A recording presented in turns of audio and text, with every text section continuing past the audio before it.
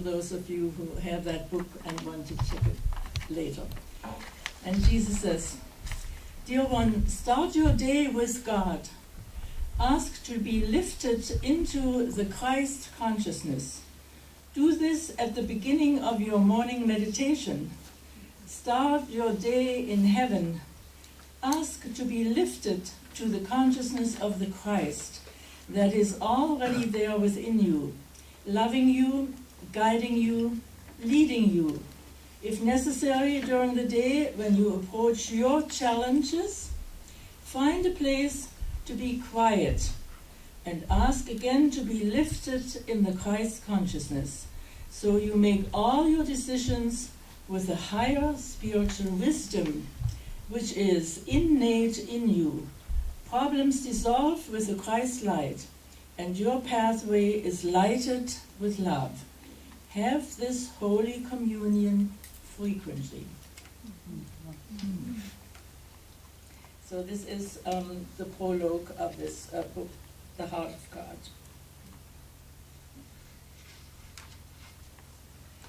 Now I have the pleasure of introducing a very special lady.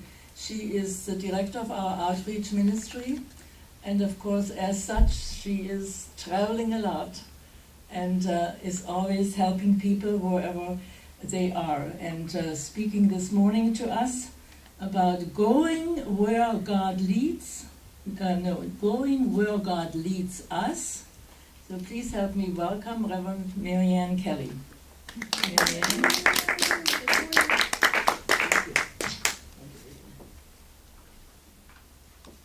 Well, good morning. Good morning. Good morning.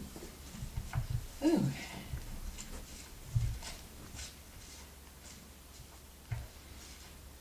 How is everyone this morning? Good. Doing well? Perfect. Well, going where God leads us. Well, in 2017, God led me to a class of 10 monthly lessons given by Mary Morrissey on Prosperity Plus, a new way of living. And some of the rest of you were in that class as well. Mary Morrissey was a minister with, I think, Unity, and she's retired from that and moved on to other things. But one of the things she does is this particular class on prosperity. And it looked like it was probably a good time for me to, refresh and learn. And that's the thing. If you go into it thinking you know everything, you're not going to learn anything. So if you go into it thinking, hey, she might have something or a new way to say it. And she did. And when I was contemplating this title today, these classes came to mind. She had, in addition to the classes themselves, she had put together a kit to go with the class. And the kit had a book, a workbook in it, and some CDs for each of the classes. And lately I've been led to listen to those again, and they have really helped me a lot. One of the things that she had us do was to, in addition to tithing, we all know about tithing and how that helps us our prosperity. We all know about that. Tithing 10% of our total income to where we receive our spiritual enlightenment, wherever that is. We know about that. But we also, what I didn't know about was tithing of my time and my talent. It didn't even occur to me that that could be also part of the tithe. And so I thought about that, and in her classes she presents presents to us a good tithe would be, for instance, we work a 40-hour week, so 4 hours a week would be a good tithe to do to some other cause beside ourselves. And I thought, I know I do some of that. I am of service. I do give some of my time and my talent to other people, but not on a conscious way. So I began looking for ways that I could be of assistance to other people, that I could be of service to other people. And ways that, there are all kinds of ways you can help people.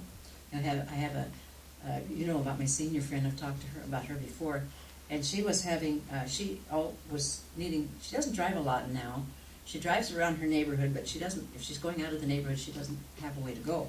So I would jump in and take care of that. I'd love to do that. And it appeared as though this past year, she's had a lot of emergencies. And so I've been taking her to those as well. And in my ukulele class, I found that there are people who come in who don't know how to tune their ukuleles. And so I'm happy to help with that. So, and when you go to the grocery store and you see someone with big bags or a big cart trying to get through the door and they're having trouble, it's not a big deal to be of service. The idea is to be of service. That helps people in a way that makes you, well, first of all, it makes you feel good about yourself. It always does.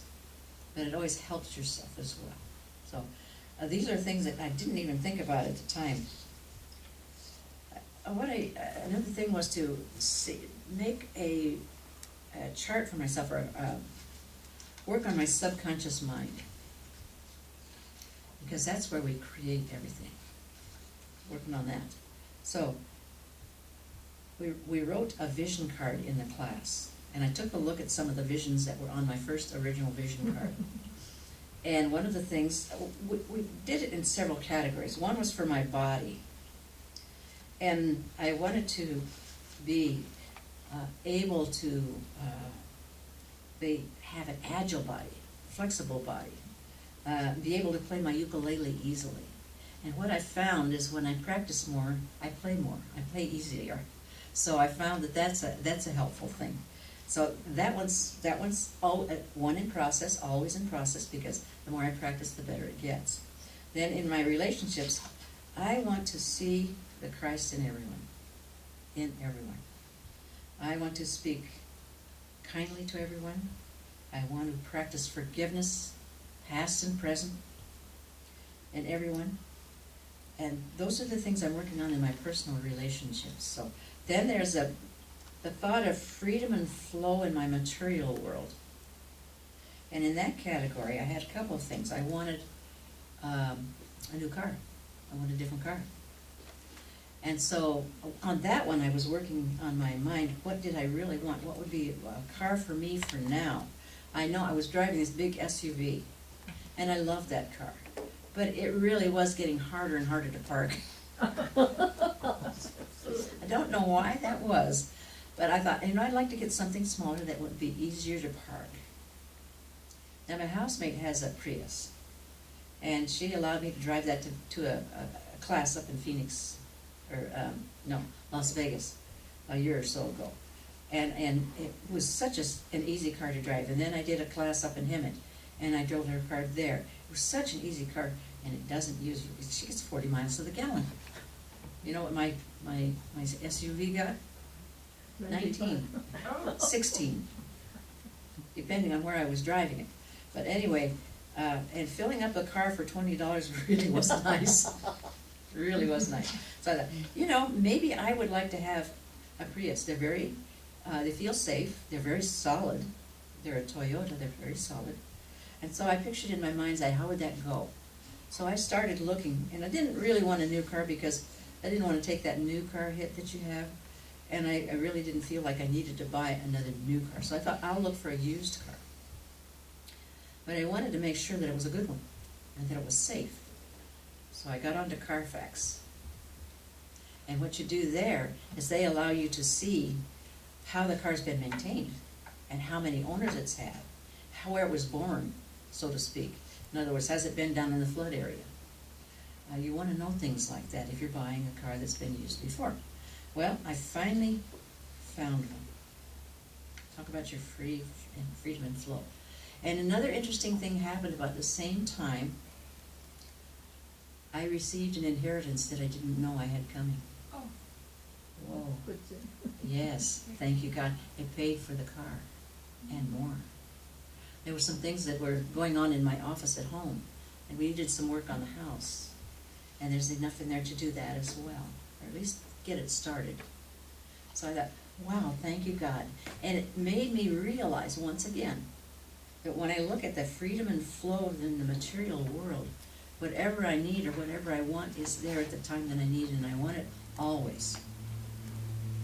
So going where God leads us takes us to where we really want to be. Another thing I wanted to do was to be able to give the TIC principles to larger groups of people.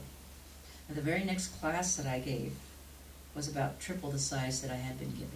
So thank you, God, for that. I'm so happy. And I began all of this with my prayers was, I am so happy and grateful now that I have financial freedom and flow to provide myself with a new car that's dependable, comfortable, it's a Prius, and it's green, and it's highly visible on the road. Guess what I have? I have a green Prius that is very, very dependable, very comfortable, and it takes $20 to fill the tank. Wow. Oh, I have that car. Thank you, God. And as for our home, I am so happy and grateful for the freedom and flow in my finances that I can have my office fixed. I mean, there was a problem in the office, and I wanted to have it fixed, and the appearances were that it was going to be a little bit more than what we could do, but with this inheritance, I can do this. Thank you, God, in me, and thank you, God, in all of us. So, let's see. So we know, the one thing that I learned from this class that I think is really kind of important to know is that our mental faculties have 6 gifts. 6 gifts. They are imagination, they are intuition, they are memory, they are reason, they are will, and they are perception. So using all of these things when we start to do our spiritual mind treatments, and when we do our meditations, allow those to open up. Just allow all of those parts of our mind to open up. These 6 beautiful gifts, with these we are able to sense our most beautiful, wonderful, I am Christ's self, and to tune in to that which is perfect and right for them. Thank you, Brigitte. You're welcome. It's water. Not Not Jen? vodka. Not vodka. I missed a couple of those gifts. You want those gifts again? I need one Okay. more time. Imagination, Wow. intuition, Yeah, I got memory, that. reason, Okay. will, Perception. and perception. Perception is the one we need to pay attention to, Yes. because sometimes our perceptions can be right, incorrect. Which is it? Variable. It's variable, and so are these others. So, Did you say 6? 6 of them, huh? Did you get them all? So I had imagination, memory, reason, will, intuition, perception. Did I get it? There's also, the second one is intuition. Oh, intuition. Mhm.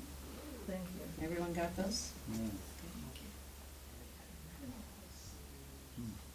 So when people say that it's all in your imagination, well, yeah, where else is it gonna be? Yeah. It's just my imagination? Well, yeah, where else is it gonna be? Honor that. Honor that imagination. And that intuition that we say, oh, I don't know. That's true. Thank you. If you get an idea, act on it. Act on it. Do something. And memory. Memory's a good thing to have because it's brought us to where we are today. And if we dig back in our memory and we find something that needs to be healed, we can do that. And then reason. This, that. It's important to know that we have the power to reason. And the will to move on those wonderful intuitions. And the perception. Perception.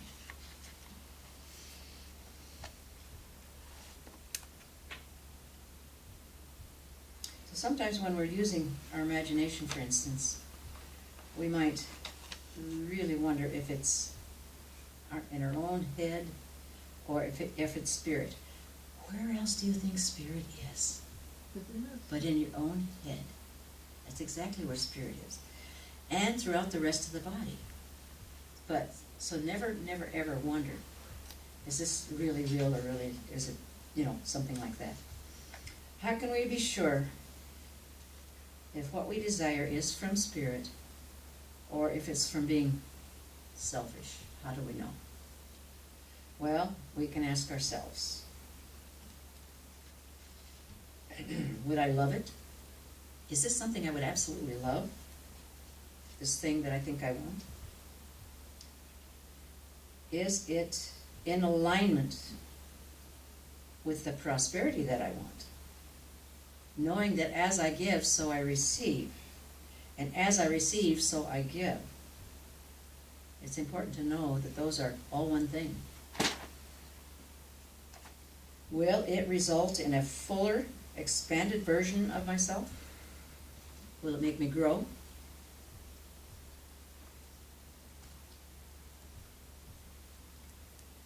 Know that a true desire will not ask us to compromise, ever. Never ask us to compromise any of our values, any of our core values. It will never ask us to compromise that. Does it require that I grow? That's a good question. Yes, I'm going to have to grow. I'm going to have to continue to grow if I want to continue to live. That's a part of the deal. Do I need help from my I am self, from my higher self? And then align myself with my higher self and say, hey, is this in alignment? And then, is there some good in this desire for others? It must always have some component of good for others in my life, or others I might not even know yet. So I ask myself, what can I share with this new desire? How can I bless others with my dream? How can I bless others? And what I bless, I know blesses me. The more I bless, the more I am blessed, and the more I receive. So I wanted to read to you from a very old book. It's been brought out and reprinted. It's called How to Get What You Want, and it's by Wallace Wattles. And it's an old book, so the language is kind of old. But listen to this. The subconscious mind is the source from which power comes into action of any faculty. And a doubt will cause the power to be withheld and the action to be weak. Therefore, your first step must be to impress your subconscious mind that the fact that you can. This must be done by repeated suggestions. Practice the following mental exercise several times a day, especially just before going to sleep. Which think quietly about the subconscious mentality, which permeates your whole body as water permeates a sponge. As you think of this mind, try to feel it. You will soon be able to become conscious of it. Hold this consciousness. Say with deep earnest feelings, I can succeed. You want to say that with me? I can succeed. All that is possible to anyone is possible to me. All that is possible to anyone is possible to me. I do succeed. I do succeed. I am full of power and success. I am full of power and success. This is the simple truth. Realize that it is true and repeat it over and over until your mentality is saturated through and through with the knowledge that you can do what you want to do. You can. Other people have. You can do more than anyone else has ever done, for no one has ever yet used all the power that is capable of being used. It is within your power to make greater success in your business than anyone has ever made before you. We have that. So, with all of that, I took a little card and I made, I can succeed. All that is possible to anyone is possible to me. I am successful, for I am full of the power of success. I can do what I want to do, and I do it. Anybody that wants to see that, see me after. So, and that's Wallace Wattles. And his wisdom is applicable today.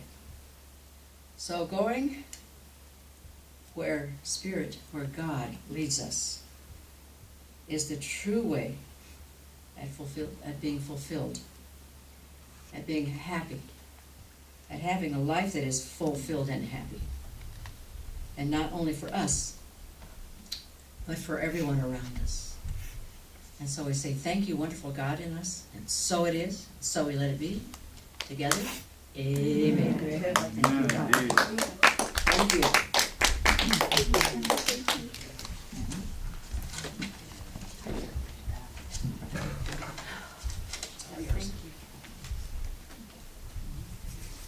Thank you, Reverend Marianne.